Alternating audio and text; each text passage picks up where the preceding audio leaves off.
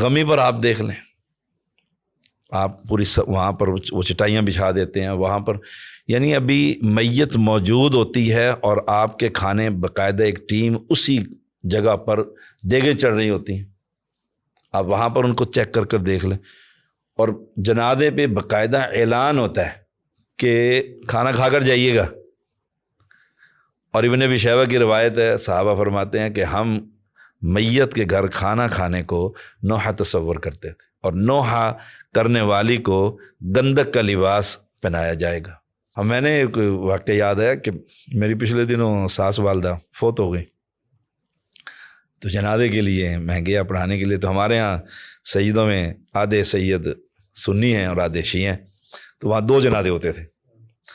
میں نے کہا جنازہ ایک ہی ہوگا اور میں جنازہ پڑھاؤں گا۔ انہوں نے کہا ہمارا زیدی پڑھائے گا، ہم پڑھیں گے۔ تشیع کہنے لگے ہم ان کے پیچھے پڑھیں گے۔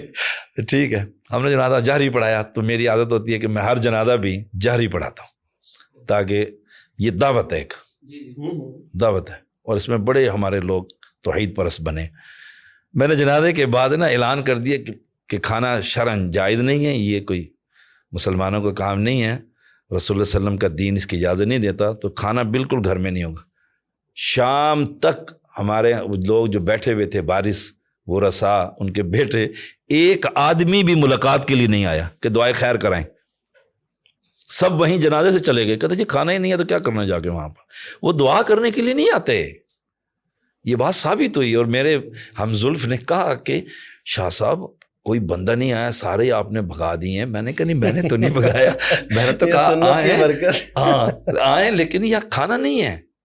اور 3 دن تک وہی جو انتہائی قریبی لوگ تھے 1-2 دفعہ آئے، میں نے کہا یہ رسول اللہ کی سنت۔ ہمارے مدیر تھے شیخ، سعودیہ میں آپ جاتے رہتے ہیں ماشاءاللہ، تو ریاض میں، تو ان کے والد فوت ہو گئے، قبرستان میں دفنا کے وہ کہنے لگے بھی جس نے مجھے ملنا ہے نا یہیں پر مل لو، تعزیت کر لو بس، اور اگر کوئی رہ گیا ہے تو میرا پیغام ہے، میرے گھر کوئی نہ ہے، میں مسجد میں فنا میں 5 وقت نماز پڑھتا ہوں، مسجد میں آئے مجھے وہیں آ کر ملاقات کر صاحب۔ کہاں دیکھو نا وہ جو حدیث آتی ہے عبداللہ رضی اللہ تعالیٰ کی شہادت پر کہ جابر کے گھر کھانا پہنچاؤ۔